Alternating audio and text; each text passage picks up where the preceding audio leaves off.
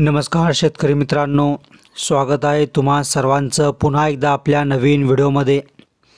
शेतकरी मित्रांनो, आजच्या या व्हिडिओत आज आपण या ठिकाणी बघणार आहोत की फक्त 20x20 जागेतून या ठिकाणी तुम्ही गावरान कोंबडी पालन करून एका वर्षात 7 लाख रुपये कशा प्रकारे कमवू शकता।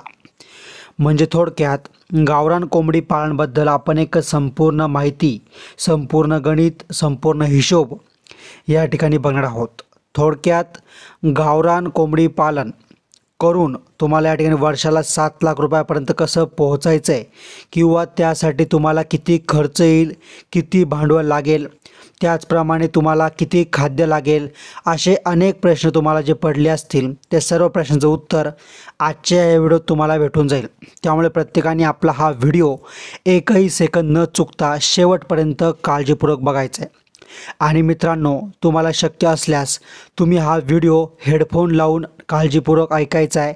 जेव्हा तुम्ही हा व्हिडिओ काळजीपूर्वक ऐकाल तेव्हाच तुम्हाला हे सर्व गणित किंवा संपूर्ण हिशोब, संपूर्ण माहिती चांगल्या प्रकारे समजेल।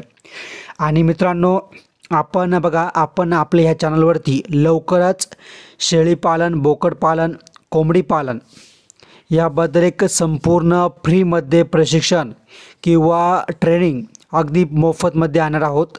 जर तुम्हाला आपल्या ह्या ट्रेनिंगचा फायदा घ्यायचा असेल तर सर्वांनी काय करायचं आहे, आत्ताच्या आत्ता लगेच आपल्या ह्या यूट्यूब चॅनलला सबस्क्राईब करून बेल आयकॉनला क्लिक करायचं आहे। म्हणजे आपण जेव्हा पण आपलं प्रशिक्षण किंवा ट्रेनिंग आणू ती तुमच्यापर्यंत अगदी मोफतपणे पोहोचेल। त्यामुळे चॅनलला आत्ताच्या आत्ता सबस्क्राईब करून बेल आयकॉनला लगेच क्लिक करा। आणि मित्रांनो, या ठिकाणी व्हिडिओला लगेच लाईक करा आणि कमेंटमध्ये प्रत्येकाने आत्ताच्या आता लगेच या ठिकाणी तुम्ही तुमचा जिल्हा काय करायचं, तुम्ही तुमचा जिल्हा कमेंटमध्ये सांगायचं आहे, पण व्हिडिओला लाईक करायचं आहे आणि मग जिल्हा या ठिकाणी सांगायचा आहे, बरोबर। तर बघा, सर्वप्रथम आपल्याला जर कोंबडी पालन करायचं आहे, बरोबर, आणि 20x20 जागेत आपल्याला काय करायचं आहे, फार्म बांधायला लागेल। आता जसं मी तुम्हाला सांगितलं की 20x20 जागेतून आपल्याला कोंबडी पालनाचं नियोजन आपण बघतोय। तर बघा, 20x20 जागा म्हणजे किती झाली, तरी झाली 400 स्क्वेअर फूटच्या आसपास ही जागा झाली। आता जर तुमचं शेड 400 स्क्वेअर फूट असेल तर एक सरासरी बघा तुमचे 1200-1300 कोंबड्या ह्यामध्ये सहजपणे बसून जातील। आता बरेच लोक बोलतील की सरासरी 1 ते 1.5 स्क्वेअर फूटमध्ये एक कोंबडी बसते, तर 400 स्क्वेअर फूटमध्ये 400च कोंबड्या बसल्या पाहिजे। या ठिकाणी 1200-1300 कोंबड्या कशा प्रकारे बसू शकतील। तर बघा मित्रांनो, गावरान कोंबडी आपली ही रानटी किंवा गावठी पक्षी आहे आणि ह्याला इतर पक्ष्यांप्रमाणेच झाडांच्या फांदीवर किंवा उंच जागेवर, भिंतीवर बसायला आवडतं। मग त्यामुळे तुम्ही काय करायचं आहे, तुमच्या फार्ममध्ये एकावर एक असे 3-4 कप्पे किंवा मग तुम्ही बांबू आडवे मारा किंवा मग पाईप आडवे मारून या ठिकाणी 3-4 असे कप्पे तयार करा। म्हणजे कोंबड्या वरती चढून एकावर एक, म्हणजे एका बांबूवर एक असे एकावर एक 3-4 कप्पे जर तुम्ही केले तर 400 स्क्वेअर फुटामध्ये या ठिकाणी तुमचे 1200 ते 1500च्या आसपास कोंबड्या सहजपणे बसू शकतील। फक्त इतकंच की तुम्हाला जेव्हा पण शेड बनवायचं असेल त्यावेळेस तुम्हाला शेड या ठिकाणी पक्का बनवायचं आहे, त्याला मोठी जाळी आणि सोबतच बारीक जाळीसुद्धा लावायची आहे। कारण की जे आपले साप असेल, मुंगूस असेल किंवा घूस असेल, उंदरं असतील, ते आपल्या फार्ममध्ये शिरकाव करून आपले नुकसान झाले नाही पाहिजे। त्यामुळे तुम्ही या ठिकाणी नियोजन करायचं आहे। त्यानंतर आपल्या शेडमध्ये कधी पण तुम्ही नेहमी कोबा ठेवायचा आहे। आता बरेच लोक म्हणतील मुरुम टाकला तर चालणार नाही का, तर बघा, तुम्ही तुमच्या फार्ममध्ये जेव्हा साफसफाई करायला जाल तेव्हा कोबा असेल त्यावेळेस तुम्ही स्वच्छता चांगल्या प्रकारे करू शकता। म्हणजे तुम्हाला जर धुवायचा असेल तर तुम्ही कोबा चांगल्या प्रकारे धुवू शकता। सोबतच त्या ठिकाणी तुम्हाला तूस टाकायचं आहे कोंबड्यांखाली, तर जर तुम्ही मुरमावरती तूस टाकलं तर तुम्हाला ते तूस बदलायला खूप अवघड जाईल, तसंच पलटी करायला देखील अवघड जाईल आणि कोंबड्या सारखं चोचीने उकरून या ठिकाणी माती उकरून ठेवतील आणि त्यामध्ये बॅक्टेरिया तयार होईल। त्यामुळे तुम्हाला कधी पण कोबा हा खूप गरजेचा आहे। त्यानंतर तुम्हाला त्या शेडमध्ये कप्पे बनवायचे आहेत। कप्पे कशासाठी, तर ज्या कोंबड्या अंड्यांवरती आहेत त्यांच्यासाठी वेगळा कप्पा, जे कोंबड्या आजारी आहेत त्यांच्यासाठी वेगळा कप्पा, आणि जे पिल्लं आहेत लहान पिल्लं तर त्यांच्यासाठी एक वेगळा कप्पा. असे वेगवेगळे तुम्हाला 3-4 कप्पे करायचे तुमच्या सोयीनुसार. आणि या ठिकाणी तुमचं जे शेड आहे ते एकदम पक्का असलं पाहिजे, म्हणजे कुत्रा असेल, लांडगाव असेल, वाघ असेल, त्या जंगली प्राण्यांनी आतमध्ये शिरकाव केला नाही पाहिजे, बरोबर. आणि सोबतच तुमचं जे शेड आहे ती या ठिकाणी पूर्व पश्चिम पाहिजे. कारण की बऱ्याच वेळा काय होतं की आपण शेड दक्षिण उत्तर करतो आणि जो आपला सूर्यप्रकाश असतो तो डायरेक्ट आपल्या फार्ममध्ये येत असतो. पण जेव्हा आपण पूर्व पश्चिम शेड बांधतो तेव्हा आपल्या फार्ममध्ये डायरेक्ट सूर्यप्रकाश येत नाही. त्यानंतर तुम्ही जिथं पण शेड बांधाल तर त्यापासून कमीत कमी 200 मीटर तरी दुसरा फार्म नसला पाहिजे. जर दुसरा फार्म असेल तर काय होईल, त्या फार्मवरच्या माशा असेल तुमच्या फार्मवरती येऊन बसतील, किंवा त्या फार्मवरचा जो रोग असेल तो रोग तुमच्या फार्मला लवकर लागण्याचे चान्सेस जास्त असतात. आणि सोबतच तुमच्या फार्मच्या आजूबाजूला पाणी साचलेलं नसायला पाहिजे, कारण की तिथले देखील माशा किंवा जंतू तुमच्या फार्मवरती येऊ शकतात. त्यासाठी शेड तुम्ही चांगल्या प्रकारे करा.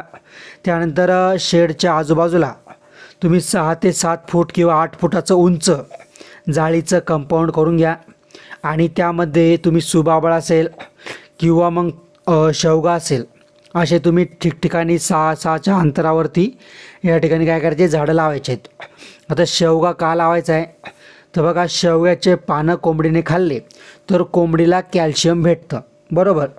मग बघा तुम्हाला सावली पण भेटेल. त्यानंतर जे पिकलेले पानं खाली पडतील किंवा झाडाचे पानं खाली पडतील ते कोंबड्या खातील आणि त्यापासून त्यांना कॅल्शियम त्यांचं वाढेल आणि त्यांना कॅल्शियम भेटेल.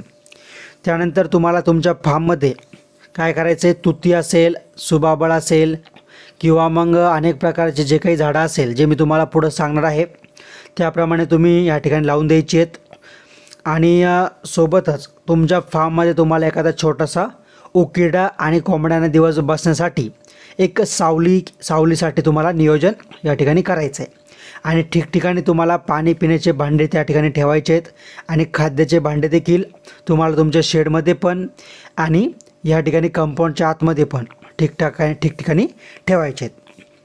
म्हणजे सकाळ जशी पण होईल, म्हणजे दिवस उजडेल त्यावेळेस तुमच्या कोंबड्या 7-8 तास किंवा दिवसभर उन्हामध्ये म्हणजे उजेडामध्ये बाहेर राहतील आणि जेव्हा अंधार पडेल तेव्हा तुमच्या कोंबड्या आपोआप आतमध्ये जाऊन बसतील. आता बघा, आपल्याला जर या ठिकाणी जर 7 लाख वर्षाला नफा कमवायचा आहे तर त्यासाठी आपल्याला काही कोंबड्या पण आणाव्या लागतील. आणि जर आपण 100 प्युअर गावरान कोंबड्या आणि प्लस 10 कोंबडे असं 110 पक्षी विकत आणले. आता जर आपण बघायला गेलो तर 10 कोंबडे 600 रुपये प्रति कोंबड्याने 6000 रुपयाचे होतील. आणि 100 कोंबड्या 400 रुपये प्रति कोंबडीने 40,000 रुपये या ठिकाणी आपल्याला कोंबड्या भेटतील. असे मिळून आपल्याला 46,000 रुपये काय तर पक्षी आणण्यासाठी खर्च येईल. आणि जर तुम्ही शेडचं बघाल तर तुम्हाला आरामशीर या ठिकाणी तुम्ही कच्चं बनवलं तर तुम्हाला 50-1 हजारमध्ये होऊन जाईल. आणि जर तुम्हाला पक्कंच बनवायचं असेल तर तुम्हाला 1-1.5 लाखाच्या आसपास या ठिकाणी खर्च येऊ शकतो. तुम्ही जितकं यामध्ये मॉडिफाय करशाल तितका तुम्हाला जास्त खर्च या ठिकाणी येणार आहे. आता बघा, आपण मेन आपलं भांडवल जे आहे ते आपण या ठिकाणी भांडवल बघितलं. आता आपण बघूया की आपण कोंबडी कोणती आणायची. तर जसं बघा मी तुम्हाला आधीच सांगितलं की प्युअर गावरानवरती आपण बोलतो आहे तर त्यानुसार आपण सांगतो आहे, बरोबर. जर तुम्हाला क्रॉसब्रीड आणायचे असेल तर त्याप्रमाणे त्याची किंमत असेल किंवा त्याची विक्री किंमत असेल, खाण्याचा दर असेल आणि सोबतच वाढण्याचा देखील दर असेल. अशा संपूर्ण गोष्टी वेगळ्या या ठिकाणी ठरू शकतात. आता बघा, या ठिकाणी तुम्ही जर कोंबड्या आणलेत, बरोबर, बरेच लोक बोलतात की गावठी कोंबड्यांना औषधं वॅक्सिनेशनची गरज अजिबात नसते. तर ही गोष्ट अतिशय चूक आहे. गावठी कोंबड्यांनासुद्धा वॅक्सिनेशन, लसीकरण, औषधांची गरज खूप मोठ्या प्रमाणावर असते. कारण की त्यांना देखील खूप मोठ्या प्रमाणात रोग होत असतात. त्यांना देखील अनेक प्रकारची लागण किंवा अनेक प्रकारची रोग या ठिकाणी होत असतात. त्याच्यामुळे त्यांना देखील लसीकरण खूप महत्त्वाचं आहे.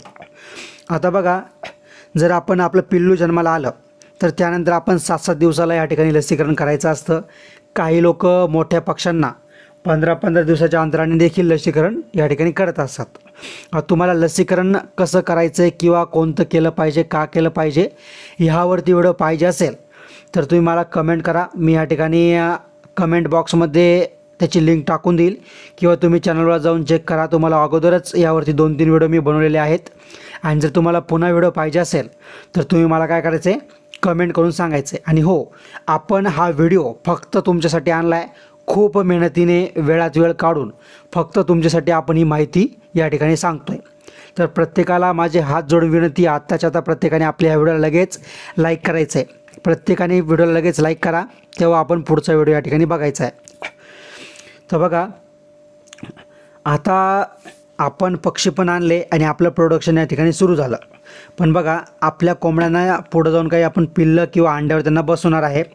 पण त्या अगोदरच तुम्हाला सांगतो की दर 10 ते 15 दिवसातून एकदा तुम्हाला काय करायचं आहे, तुमच्या फार्ममध्ये, पूर्ण कंपाऊंडमध्ये, फार्ममध्ये एक फवारण्या करायच्या आहेत. त्याचप्रमाणे चुना वगैरे टाकायचा आहे.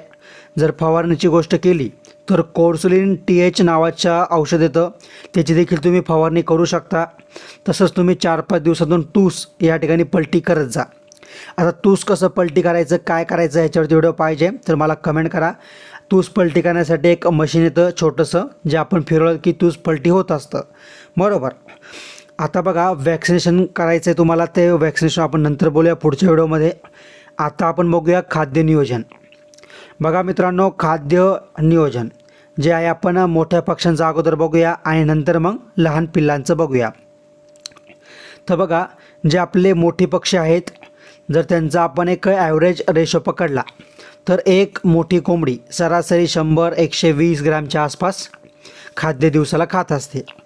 जर आपल्याजवळ या ठिकाणी बघायला गेलात तुम्ही तर आपल्याजवळ आहेत 110 पक्षी आणि 110 पक्ष्यांचा आपण हिशोब लावला तर सरासरी 10 ते 12 किलो खाद्य त्यांना दिवसाला या ठिकाणी लागू शकतं.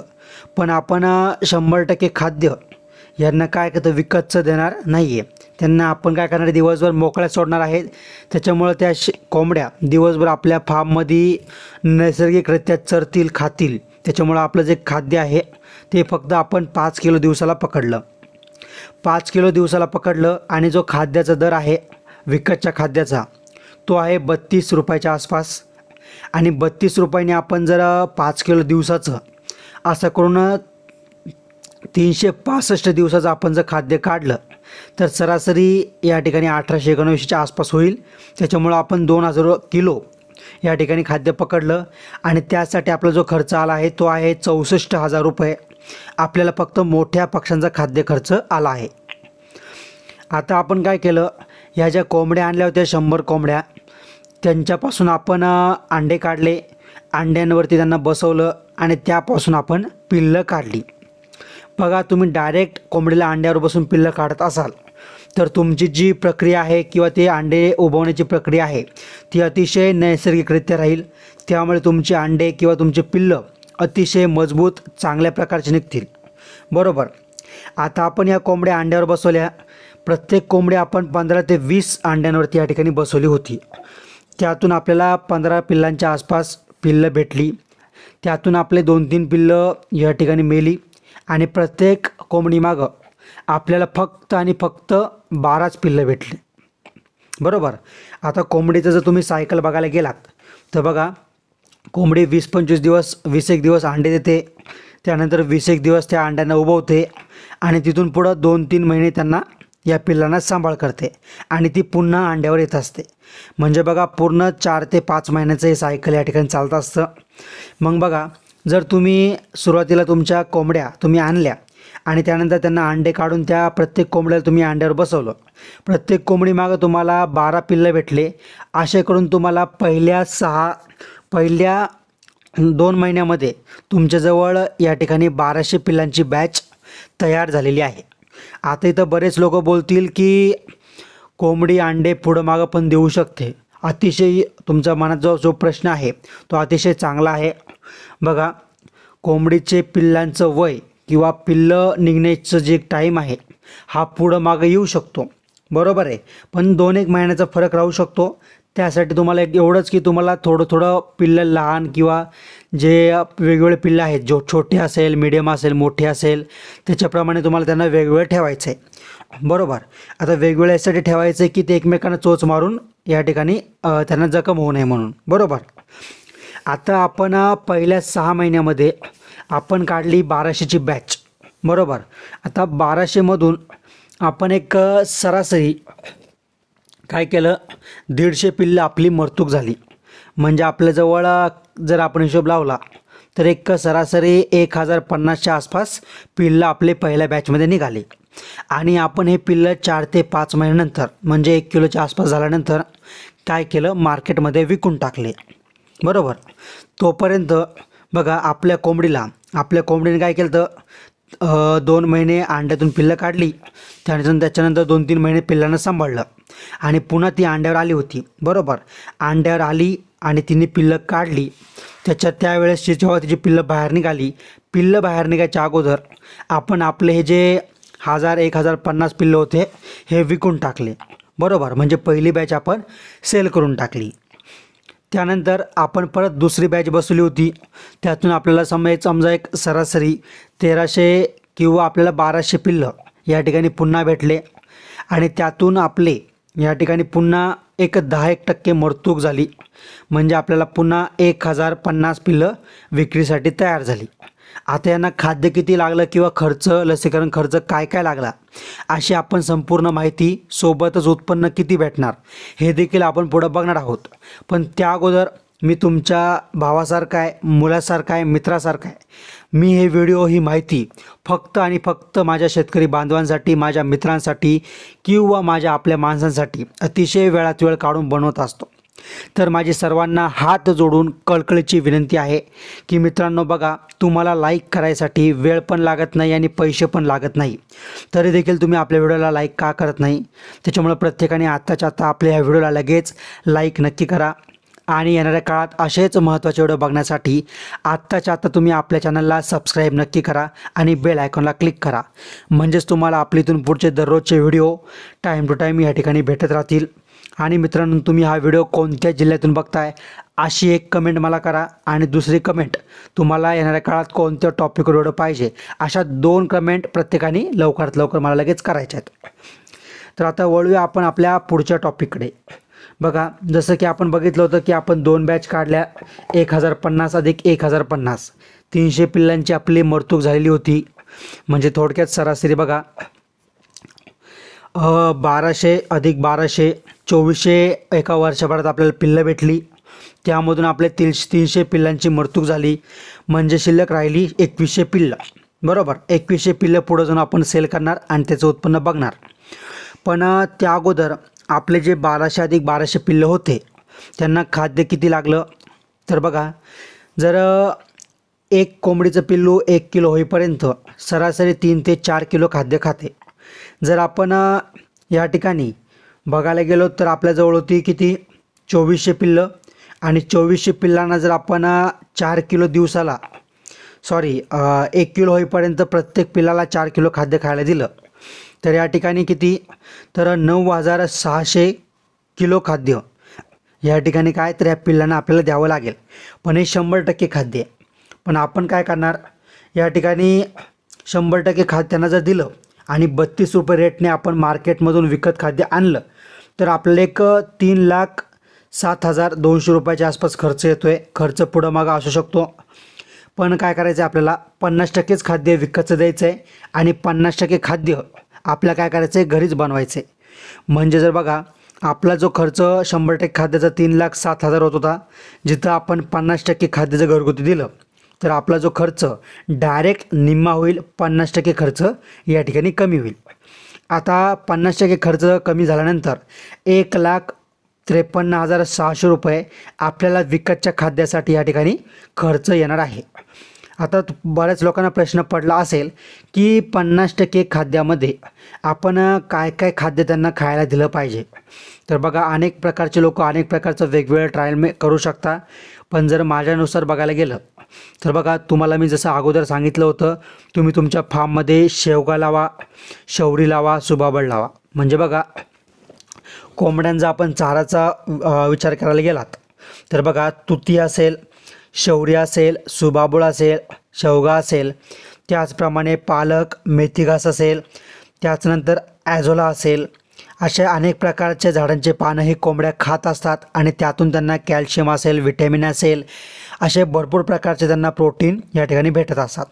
सोबतच तुम्ही तुमची कोंबडी दिवसभर या ठिकाणी मोकळी सोडणार आहोत कंपाऊंडच्या आत. त्यामध्ये तुम्हाला काय करायचं आहे, एक छोटासा उकिरडा बनवून ठेवायचा आहे. म्हणजे त्या ठिकाणी जे किडे तयार होतील ते कोंबड्यांना भेटतील आणि सोबतच गावरान कोंबडी ही स्वतःचं अन्न स्वतः शोधून खात असते. म्हणजे बघा, तुम्ही तुमच्या शेड या ठिकाणी कंपाऊंडमध्ये एखाद्या सरीमध्ये कंटिन्यू पाणी सोडत जा. म्हणजे काय होईल, त्या ठिकाणी पाणी जाऊन जाऊन गांडूळ वगैरे, किडे वगैरे तयार होतील, थोडेफार गवतं पण येतील. त्यामुळे कोंबड्यांना या ठिकाणी किडे असेल, गांडूळ असेल, मुंगळे असेल, किंवा मग या ठिकाणी काय तर गवतामध्ये वेगवेगळ्या प्रकारचे किडे असेल, पाकोळे असेल, ते खाऊन त्यांचे बऱ्याच प्रकारचं प्रोटीनची कमतरता ते पूर्ण करतात आणि त्यांचं खाद्याचं कमतरता या ठिकाणी पूर्ण करत असतात. जर आपण बघायला गेलो तर आपल्या शेतामधला जो खराब भाजीपाला असतो, टोमॅटो असेल, गाजर असेल, पपई असेल, पपईचे पानं असेल, त्याचप्रमाणे कोथिंबीर असेल, मेथी असेल, जो काही भाजीपाला असेल तो सर्व भाजीपाला तुम्ही तुमच्या कोंबड्यांना बारीक करून या ठिकाणी देऊ शकता. कोंबड्या खातील किंवा तुम्ही डायरेक्ट उकिरड्यावर जरी टाकलं तर त्यापासून त्या कोंबड्या आपलं खाद्याची किंवा आपली भूक भागू शकते. आता त्यानंतर आपण बघायला गेलो तर इतक्या मोठ्या प्रमाणात आपल्याकडे जर कोंबड्या असेल तर आपल्याला साहजिकच या ठिकाणी लसीकरण करणं खूप गरजेचं आहे. आता लसीकरण करायचं म्हटल्यावर त्यासाठी पैसा हा नक्कीच लागेल आणि जर पैशाचं गोष्ट केली तर एक सरासरी आपण लसीकरणासाठी 25,000 रुपये लसीकरणासाठी आपण या ठिकाणी पकडले. त्यानंतर फवारणी म्हणजे किंवा साफसफाई बघा, जसं की मी तुम्हाला आधीच सांगितलं आहे, दर 10 ते 15 दिवसाला तुम्ही तुमच्या फार्मवरती, शेडवरती, कंपाऊंडमध्ये कोर्सुलिन THची या ठिकाणी फवारणी कंटिन्यू करत जा. ज्यामुळे तुमच्या फार्मवरती रोग खूप कमी येतील.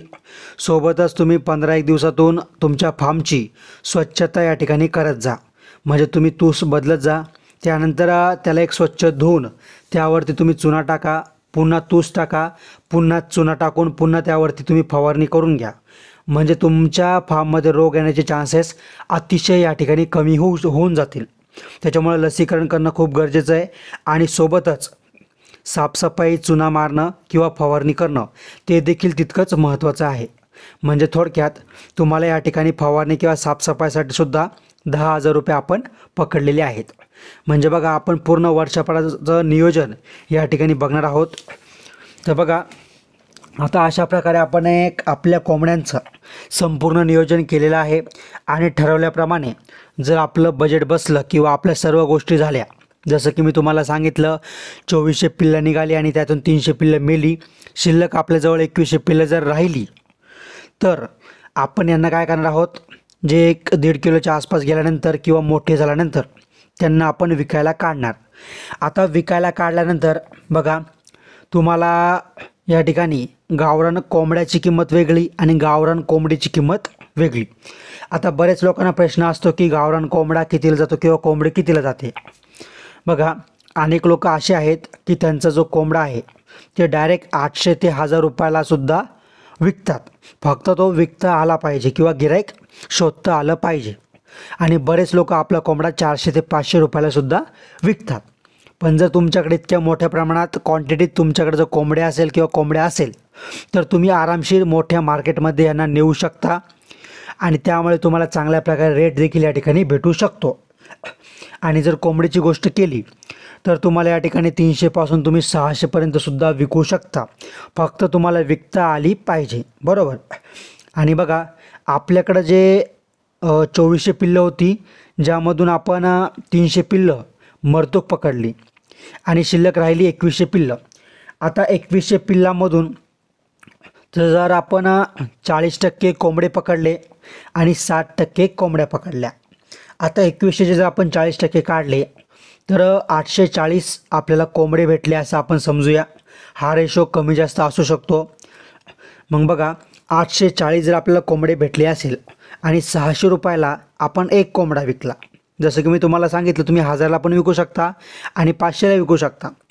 पण मी एक ॲव्हरेज रेट पकडला आहे जो आहे 600 रुपये. मग बघा 840 गुणिले 600 बरोबर 5,04,000 रुपये या ठिकाणी कोंबडे विकून आपल्याला भेटलेलं उत्पन्न आहे. आणि त्यातून आपण पुढे जाऊन सर्व खर्च देखील वजा करणार आहोत. त्यामुळे व्हिडिओ नक्की तुम्ही शेवटपर्यंत बघायचा आहे. बघा इथून जर तुम्ही व्हिडिओ सोडून दिला तर तुमचं सर्व गणित या ठिकाणी फसू शकतं, तुम्हाला नुकसान पण होऊ शकतं. त्याच्यामुळे तुम्ही शेवटपर्यंत बघा, बरोबर. त्याच्यानंतर 60% आपल्याला कोंबड्या भेटल्या म्हणजे 1,260 आपल्याला कोंबड्या भेटल्या. म्हणजे बघा 400 रुपयांनी जर आपण कोंबडी सेल केली, आता इथं देखील बऱ्याच लोक काय म्हणतील की कोंबडी 400 रुपयालाच कशावरनं जाईल. जर तुमची कोंबडी 300 जात असेल, 200 जात असेल, तुम्ही त्याच्यानुसार हिशोब काढू शकता. पण एक सरासरी जर तुम्ही इतक्या मोठ्या प्रमाणात कोंबडी पालन करतायत आणि तुम्हाला जर विकताच येत नाही आहे तर त्याला काहीच अर्थ नाही आहे, धंदा करण्यातच मजा नाही आहे. त्याच्यामुळं विकायला पण तुम्हाला शिकणं खूप गरजेचं आहे. आणि 400 रुपयाला विकणं काही खूप मोठी गोष्ट नाही आहे, फक्त ती विकता आली पाहिजे किंवा तुम्हाला तशा मार्केटमध्ये त्या कोंबड्याला तुम्ही नेलं पाहिजे. आता बघा 1260 जर कोंबड्या तुम्ही 400ने विकल्या तर त्यांचे देखील तुम्हाला 5,04,000 रुपये या ठिकाणी उत्पन्न भेटेल. असं जर तुम्ही कोंबड्या आणि कोंबडीचे उत्पन्न मिक्स केले किंवा हिशोब लावला तर 10,08,000 रुपये तुम्हाला या ठिकाणी हे पिल्लं विकून भेटत आहेत. आता आपण एक एक करून ह्यामधून आपला जो खर्च आहे तो या ठिकाणी वजा करूया. आता बघा पहिला जो खर्च आपण वजा केला 64,000 रुपये मोठ्या पक्ष्यांचा खाद्य खर्च. त्यानंतर लहान पिल्लांचा खाद्य खर्च 1,53,600 रुपये तो पण आपण वजा केला. आता त्यानंतर आपण लसीकरण असेल, औषधं असेल, तो या ठिकाणी 25,000 रुपये अतिरिक्त खर्च केला. आणि त्यानंतर साफसफाई चुना 10,000 रुपये. असे जर आपण सर्व खर्च वजा केला तर आपल्याजवळची रक्कम शिल्लक राहते ती राहते 7,56,000 रुपये. आणि यामध्ये आपल्याला जे काही खत भेटणार आहे तर खताचा हिशोब मी अजिबात लावलेला नाही आहे. खताचं जे उत्पन्न आहे किंवा बेनिफिट आहे ते तुम्हाला अतिरिक्त या ठिकाणी होऊ शकतं, पण ते देखील या ठिकाणी मी पकडलेलं नाही आहे.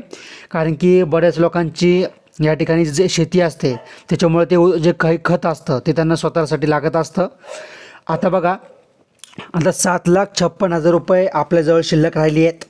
आता त्यामधून आपण प्रति महिन्याला 4,000 रुपयाच्या आसपास 4,000च्या आसपास जरी आपण हिशोब लावला तर बघा एक 4,000-4,500 रुपयाच्या आसपास आपल्याला महिन्याचा खर्च आपण या ठिकाणी काय केलं पकडला. म्हणजे बघा ज्यामध्ये आपलं पेट्रोल असेल, आपलं बल्ब रिप्लेसमेंट असेल, ताडपत्री फाटली किंवा एखादा नट वगैरे तुटला किंवा आपल्याला काही काथे लागत असेल, सुतळी दोरी लागत असेल, असे अनेक छोटे मोठे खर्च आपल्याला येत असतात. सोबतच आपल्या गाडीचं जे काही पेट्रोल असतं ते येत असतं आणि लाईट बिल येत असतं. असा सर्व खर्च ज्यामध्ये आपला अनेक खर्च राहून गेला असेल असा संपूर्ण खर्च जर आपण यामधून वजा केला म्हणजे वरचे जे आपण 56,000 रुपये आणखी वजा केले तर तरी देखील आपल्याजवळ 7 लाख रुपये निव्वळ नफा या ठिकाणी राहू शकतो. म्हणजे बघा फक्त तुम्ही 20x20 जागेत शेड बांधून या ठिकाणी 7 लाख रुपये निव्वळ नफा गावरान कोंबड्यांपासून कशा प्रकारे कमवू शकता हे संपूर्ण गणित, संपूर्ण विषय आपण आजच्या या व्हिडिओत बघितलेला आहे.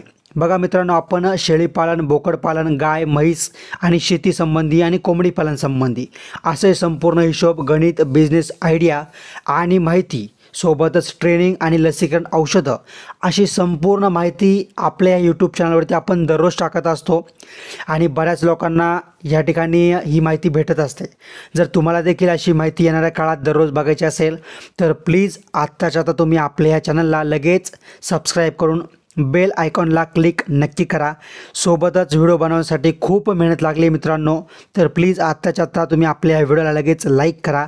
आणि बघा प्रत्येकाने आपल्याला आपला हा व्हिडिओ तुमच्या व्हॉट्सअप ग्रुपमध्ये, तुमच्या व्हॉट्सअपला किंवा तुमच्या मित्रमैत्रिणीपर्यंत नक्की शेअर करायचं आहे. त्यांना देखील कळू द्या की या ठिकाणी कसं कसं नियोजन असतं, त्यांना देखील ही माहिती समजू द्या. त्याच्यामुळे जास्तीत जास्त लोकांनी जास्तीत जास्त लोकांपर्यंत आपल्या ह्या व्हिडिओला लगेच आत्ताच्या आता शेअर करायचं आहे, व्हिडिओला लाईक नक्की करायचं आहे आणि चॅनलला सबस्क्राईब करून बेल आयकॉनला क्लिक करायचं आहे. सोबतच येणाऱ्या काळात तुम्हाला कोणत्या टॉपिक व्हिडिओ पाहिजे मला कमेंट करून सांगा आणि दुसऱ्या कमेंटमध्ये मला सांगा तुम्ही हा व्हिडिओ कोणत्या जिल्ह्यातून बघत आहात.